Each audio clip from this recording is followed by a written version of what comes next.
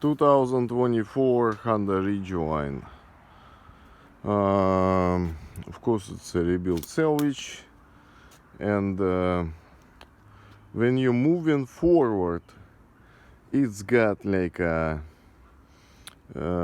some kind of a rattle sound. Not rattle, but it's just kind of a, it almost sounds like a bearing or something. Guess what it is? You see this thing? It goes right here. It's bent. You see this spot? Shiny one? Yep.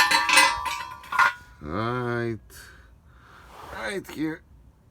That's where it's making that sound. I guess maybe somebody jacked it up or they hit something, I don't know, but I guess need to straighten this thing up, and hopefully that's it. Alright, thank you.